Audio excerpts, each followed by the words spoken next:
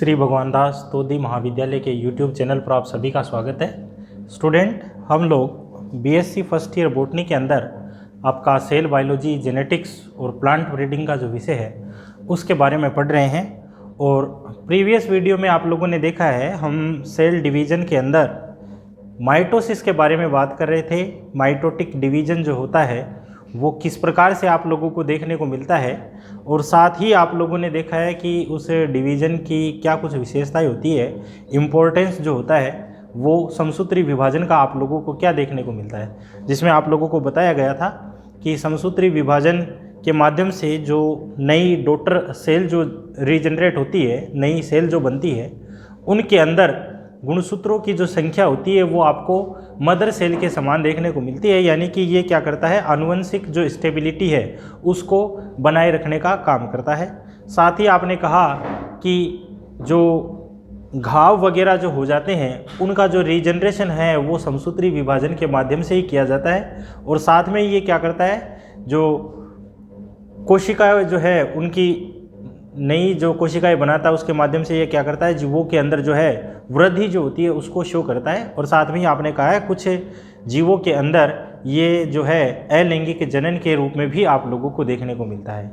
तो ये तो सारी बातें आप लोगों ने की थी। समसूत्री विभाजन क्या होता है, किस प्रकार से विभाजन आप लोगों को देखने को मिलती है, कौन सी फेज आप लोगों को देखने को मिलती है, किस फेज के क्या कुछ करेक्टर आप लोगों को देखने को मिले हैं, ये सारा देखा है। इम्पोर्टेंस के बारे में देखा है। थोड़ा सा मैटर आप लोगों को समसूत्री विभाजन से रिलेटेड आप लोगों को देखने को मिलेगा, जिसका हम लोग जिक्र कर रहे हैं आज के इस वीडियो के अंदर। आप लोग देखेंगे माइटोटिक पॉइजन। माइटोटिक पॉइजन जो है वो किसे कहेंगे, तो आप लोग देखेंगे कि कुछ ऐसे सब्सटेंस या कुछ ऐसे कंटेंट आप लोगों को देखने को मिलते हैं जो कि माइटोसिस जो है उसके प्रभाव को कम करते हैं। यानी कि जो समसूत्री विभाजन है उस विभाजन को रोकने का काम करते हैं, उसको किसी भी फेज में रोक देते हैं। तो ऐसे कंटेंट या ऐसे जो सब्सटेंट हैं उन्हें हम क्या कहते हैं, माइटोटिक पॉइजन या माइटोटिक विष के नाम से इसे हम लोग जानते हैं। ये माइटोटिक पॉइजन कौन से होते हैं, तो आप लोग देखेंगे कि इसके अंदर कौन कौन से माइटोटिक पॉइजन आप लोगों को देखने को मिलेंगे, जिसमें आप लोग देखेंगे कि एक तो क्या है आपका कोल्चिसिन, एक क्या है मस्टर्ड गैस। अब ये जो कोल्चिसिन होती है ये एक प्लांट है जिसे हम लोग कहेंगे कोल्चिकम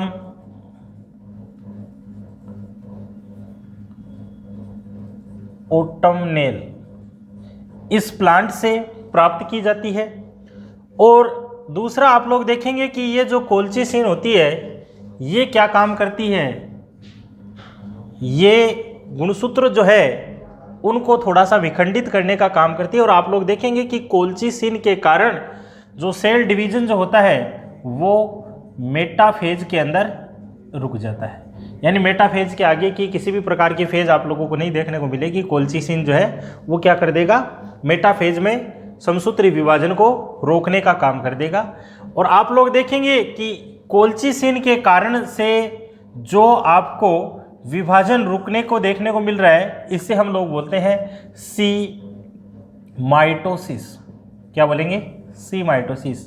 ऐसा माइटोसिस जो कि कोल्चिसिन के प्रभाव के कारण से आपको देखने को मिल रहा है उसे हम लोग क्या कहते हैं, सी माइटोसिस के नाम से जानते हैं। तो ये आप लोगों को ध्यान में रखना है। इसी के साथ में आप लोग देखेंगे मस्टर्ड गैस, ये क्या काम करती है, ये गुणसूत्रों को विखंडित करने का काम करती है। तो गुणसूत्रों का विखंडित करने का काम किसका है, मस्टर्ड गैस का आप लोगों को देखने को मिलता है। तो ये दो कंटेंट है जो कि आपको किस रूप में देखने को मिल रहे हैं, माइटोटिक पॉइजन के रूप में आप लोगों को देखने को मिल रहे हैं। और माइटोटिक पॉइजन हम लोग किसे कह रहे हैं, यानी कि ऐसे कंटेंट या सब्सटेंस जो कि माइटोसिस की प्रोसेस को रोकने का काम करते हैं वो क्या कहलाते हैं, माइटोटिक पॉइजन के नाम से जाने जाते हैं। क्लियर है। फिर नेक्स्ट देखते हैं, माइटोसिस से रिलेटेड आप लोगों को देखने को मिलेगा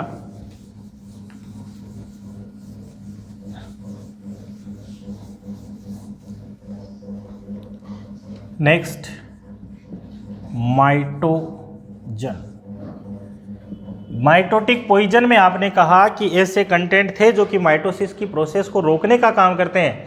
माइटोजन ये ऐसे कंटेंट होंगे जो कि माइटोसिस जो है उसको बढ़ाने का काम करेंगे, यानी कि माइटोसिस की जो प्रोसेस है उसको इंक्रीज करने का काम करते हैं। तो ऐसे कंटेंट को हम लोग क्या कहेंगे, माइटोजन के नाम से इसे हम लोग जानते हैं। और ये माइटोजन कौन से होते हैं, आप लोग देखेंगे कि ये सारा का सारा ग्रोथ हार्मोन होते हैं, ग्रोथ हार्मोन्स होते हैं। इन ग्रोथ हार्मोन्स में कौन से होंगे तो आप लोगों को देखने को मिलेगा, ऑक्जीन है, जिब्रेलिन है और साइटोकाइनिन है। ये सारे के सारे क्या हैं, माइटोजन्स के नाम से जाने जाते हैं, जो कि क्या काम करते हैं, माइटोसिस की प्रोसेस को इंक्रीज करने का काम करते हैं। तो ये आप लोगों को ध्यान में रखना है माइटोसिस के अंदर ही कि माइटोटिक पॉइजन क्या होता है, माइटोजन क्या होता है, माइटोजन के अंदर किस चीज़ को शामिल किया गया है और माइटोटिक पॉइजन के अंदर किस चीज़ को शामिल किया गया है, ये आप लोग ध्यान रखेंगे। अब आपने माइटोसिस के बारे में पढ़ा हुआ है, आपने कहा था कि माइटोसिस के अंदर एक, यानी कि ये सोमेटिक सेल्स में आप लोगों को देखने को मिलता है, आपने कहा है। और माइटोसिस के अंदर आपने देखा है कि एक कोशिका विभाजित होकर दो कोशिकाओं का निर्माण कर लेती है। तो यहाँ पर आप लोग देखेंगे कि हम बात करें कि माइटोसिस से रिलेटेड कुछ इंपॉर्टेंट क्वेश्चन जो है वो आप लोगों को देखने को मिलते हैं। आप लोग देखेंगे कि 64 जो सेल है इनके लिए कितने माइटोसिस आप लोगों को देखने को मिलेंगे, 64 कोशिकाओं के निर्माण के लिए या 64 कोशिकाओं के फॉर्मेशन के लिए कितने माइटोसिस होंगे, ये आप लोगों को काउंट करना है। तो कैसे निकालेंगे हम भाई, एक से 2 सेल बन गई, 2 से 4 बन गई, 4 से 8 बन गई, 8 से 16 बन गई, 16 से 32 बन गए और 32 से 64 कोशिकाएं जो है वो बन गई, 64 सेल्स जो है वो बन गई। तो यहाँ पर आप लोग देखेंगे कि कितने माइटोसिस होंगे, 1 2 4 8 16 और 32। अब इनको आपको काउंट कर लेना है, ये माइटोसिस जो है उसको रिप्रेजेंट कर रहा है कि कितने माइटोसिस यहाँ पर हो रहे हैं। काउंट कीजिएगा,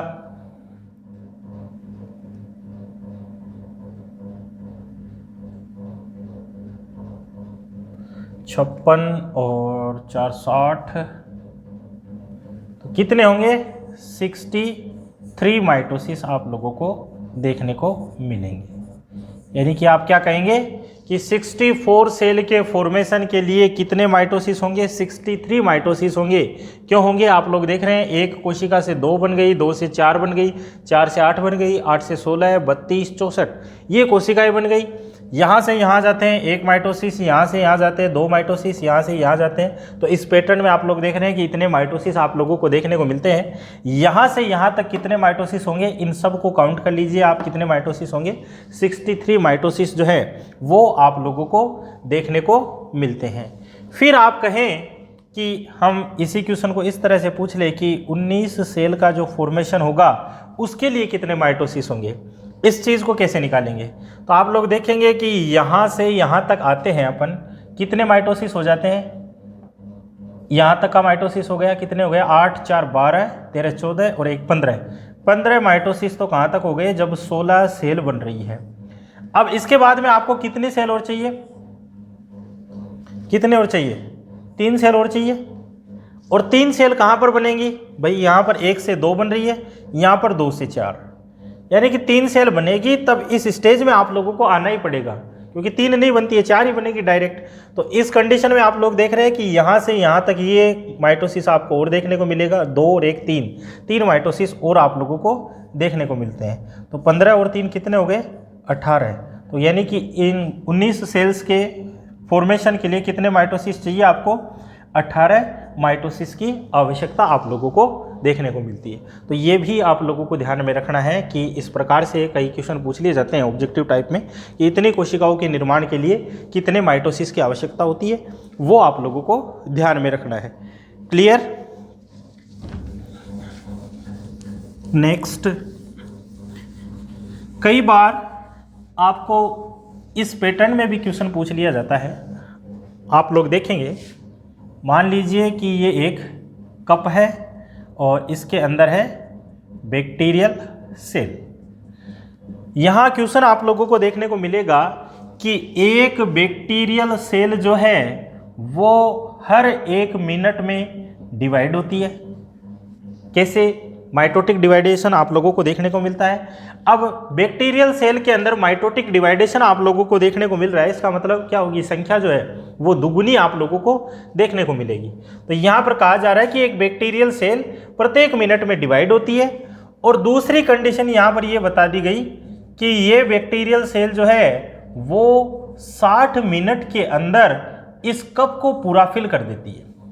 आप लोग देख रहे हैं कप को पूरा फिल करने में कितना टाइम लगता है? 60 मिनट का टाइम लगता है, और प्रत्येक मिनट में डिवाइड होती है। तो अब क्वेश्चन ये पूछा जाएगा आप लोगों को कि इस हाफ कप को भरने के लिए कितने माइटोसिस की आवश्यकता होगी। अब हाफ कप को भरने के लिए किस प्रकार से निकालें हम? तो आप लोग देखेंगे कि इसमें से एक कम कर देना, आपको 1 मिनट कम कर दोगे तो कितना टाइम मिलेगा? 59 मिनट्स। क्यों? अब आप कहेंगे कि भाई ये टाइम कैसे आया? भाई आपने कहा कि हर मिनट में डिवाइड होगी, और डिवाइड होती है तो आपको पता है एक सेल से 2 बन जाती है, तो इनकी संख्या जो है वो दुगुनी आप लोगों को देखने को मिलती है। तो यहाँ पर आप लोग देख रहे हैं कि 59 मिनट में जब हाफ कप भरा हुआ है बैक्टीरियल सेल से, तो हर दूसरे मिनट में डिवाइड करेगी 60 मिनट वाले टाइम पर, तो उस कंडीशन में क्या होगा? इनकी संख्या दुगुनी होगी, तो कप जो है वो पूरा का पूरा फिल हो जाएगा। तो ये क्वेश्चन इस तरह से भी पूछा जा सकता है कि जिसमें आप लोग देखेंगे कि एक बैक्टीरियल सेल प्रत्येक 1 मिनट में डिवाइड होती है, 60 मिनट के अंदर ये किसी कप को फिल कर देती है, तो आधे कप को भरने के लिए कितना टाइमिंग लगेगा, कितना टाइम लगेगा आप लोगों के सामने है। क्लियर है? समझ में आ गया आप लोगों को?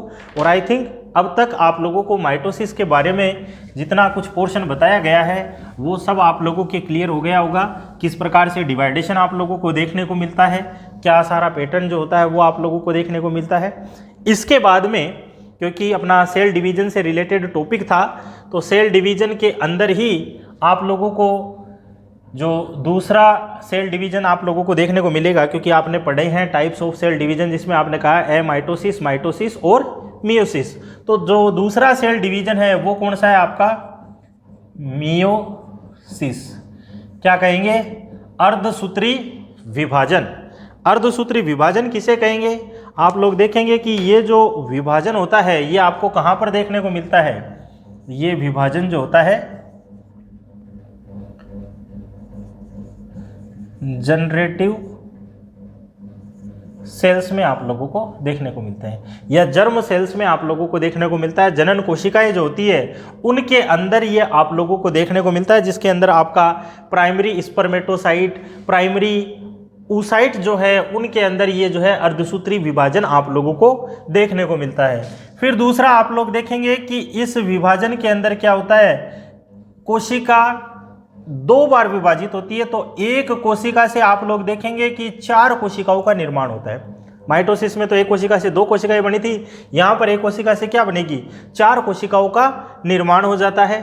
दूसरा हम डिफाइन किसे करेंगे कि मियोसिस को किस प्रकार से आप लोग डिफाइन करें?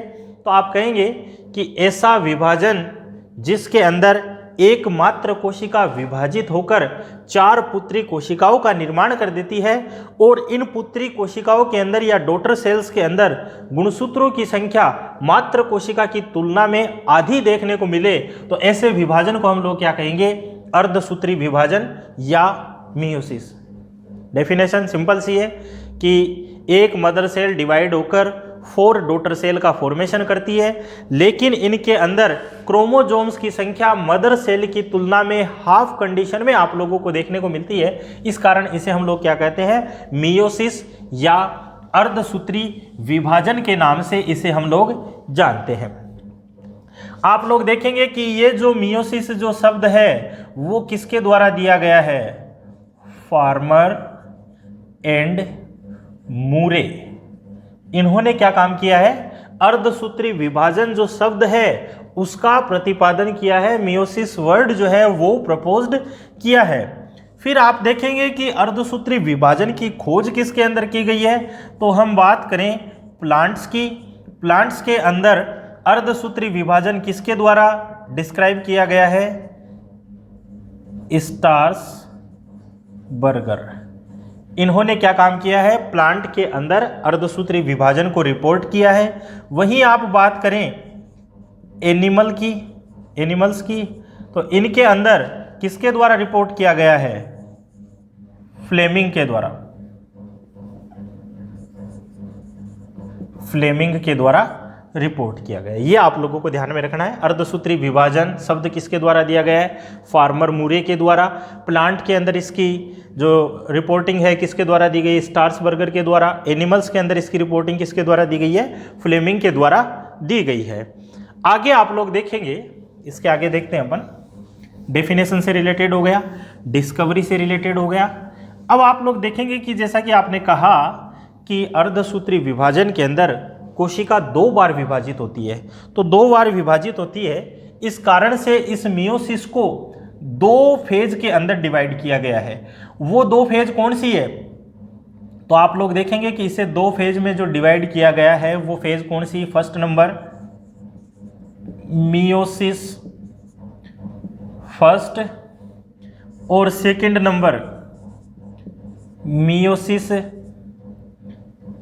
सेकंड। आप लोग देखेंगे कि ये जो मियोसिस फर्स्ट होता है इसे हेट्रोटाइपिक डिवीजन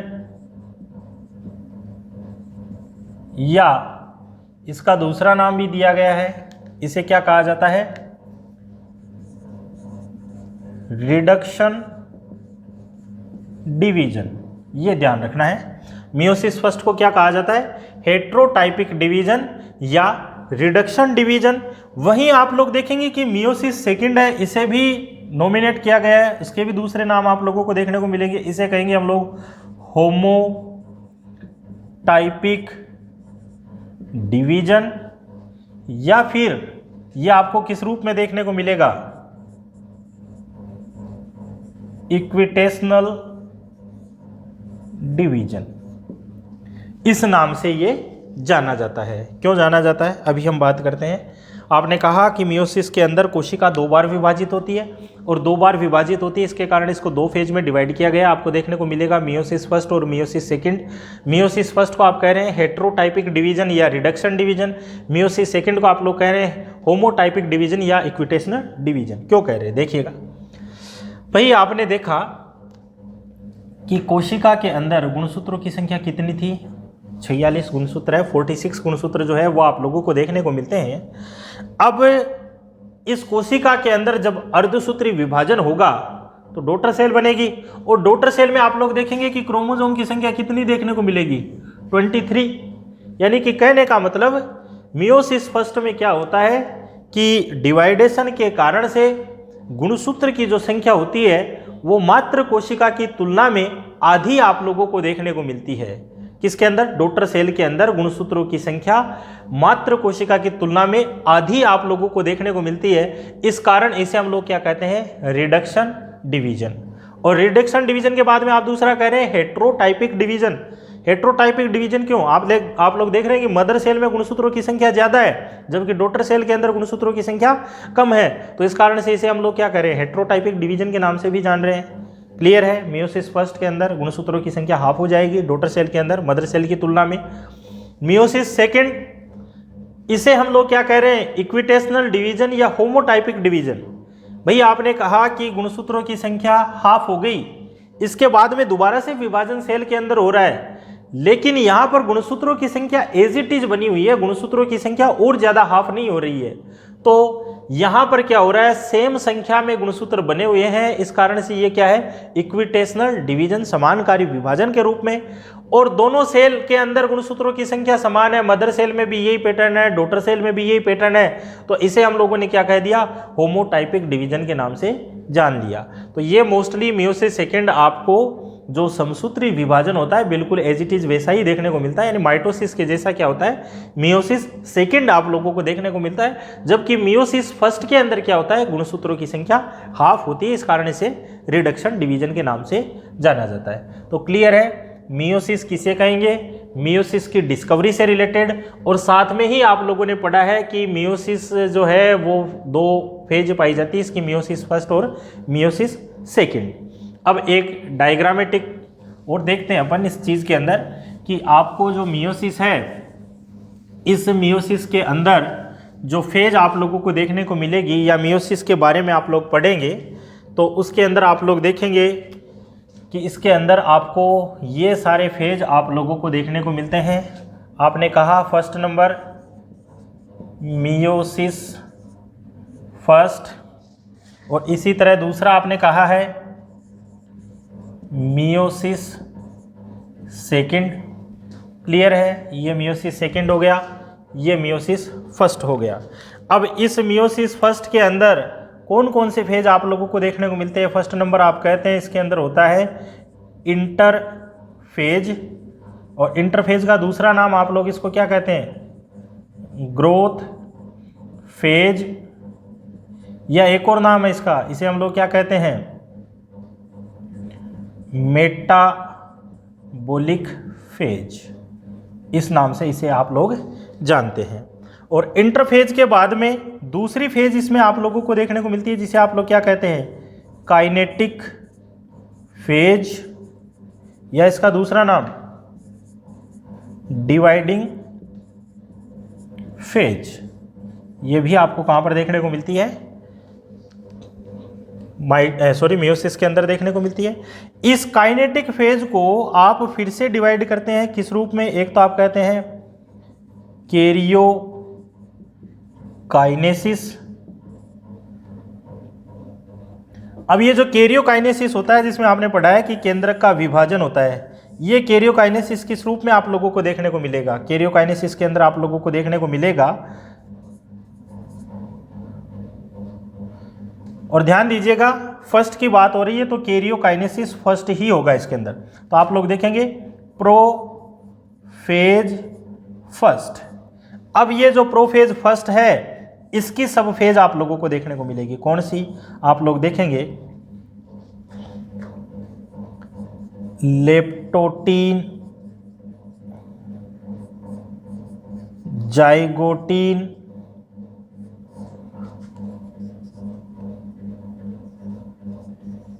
पेकाइटीन, डिप्लोटीन और डाइकाइनेसिस।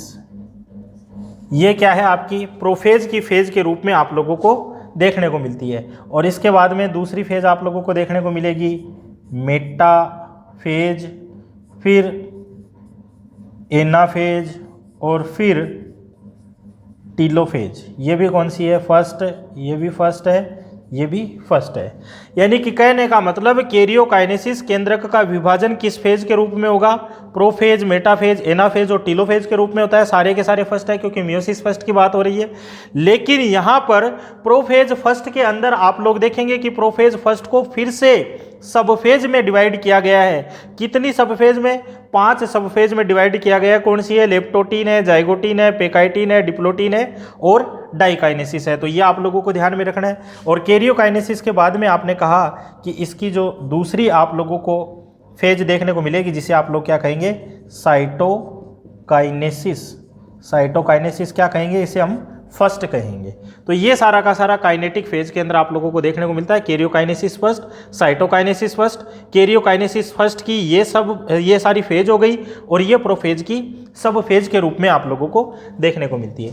इसी तरह से आप लोग देखेंगे कि मियोसिस सेकंड जो है इसके अंदर भी क्या होगा? यहां पर भी आप लोगों को एक तो क्या देखने को मिलेगी? इंटरफेज। कौन सी? सेकंड। और दूसरा फेज क्या देखने को मिलेगा आप लोगों को? Kinetic phase. कौन सी है? सेकंड। ये काइनेटिक फेज आप कह रहे हैं फिर से 2 प्रकार की आप लोगों को देखने को मिलती है। फर्स्ट नंबर आपने कहा कैरियोकाइनेसिस। कौन सा है? सेकंड। एक क्या है? साइटोकाइनेसिस। कौन सा है? सेकंड। कैरियोकाइनेसिस की बात करें तो आप लोगों को देखने को मिलेगा कौन सा? प्रोफेज सेकंड, मेटाफेज सेकंड, फिर एनाफेज सेकंड और फिर टीलोफेज सेकंड। तो ये सारा का सारा आपको अर्धसूत्री विभाजन के अंदर आप लोगों को देखने को मिलेगा। इन सब फेज के बारे में या सब फेज जो इनके अंदर देखने को मिल रही है उन सब के बारे में आप लोगों को डीपली पढ़ना है। एक बार आप लोगों को ध्यान में रखना है कि मियोसिस के अंदर मियोसिस जो होता है उसको दो फेज में डिवाइड किया गया है, मियोसिस फर्स्ट और मियोसिस सेकंड। मियोसिस फर्स्ट के अंदर जो फेज पाई जाएगी वो कौन सी है? एक तो इंटरफेज होती है जिसको ग्रोथ फेज या मेटाबॉलिक फेज कहते हैं, क्योंकि यहाँ पर क्या होती है, विभाजन की तैयारियां होती है। आप लोगों ने पढ़ा हुआ है G1, S, G2, M, ये सारी की सारी फेज इसके अंदर आप लोगों को देखने को मिलती है, यानी कि इनके अंदर विभाजन से रिलेटेड तैयारियां होती है। रेस्टिंग फेज के रूप में आप लोगों को देखने को मिलता है। फिर काइनेटिक फेज या डिवाइडिंग फेज के नाम से जान रहे हैं, यानी कि यहाँ पर विभाजन होता है इन फेज के माध्यम से। तो यहाँ पर एक तो क्या होता है, केंद्रक का विभाजन होता है और एक क्या होता है, साइटोप्लाज्म का विभाजन होता है। तो साइटोप्लाज्म के डिवाइडेशन को साइटोकाइनेसिस, केंद्रक के डिवाइडेशन को कैरियोकाइनेसिस। कैरियोकाइनेसिस इन फेज के माध्यम से होता है, प्रोफेज, मेटाफेज, एनाफेज और टीलोफेज। मियोसिस फर्स्ट है तो सबके सब फर्स्ट आप लोगों को देखने को मिलेंगे।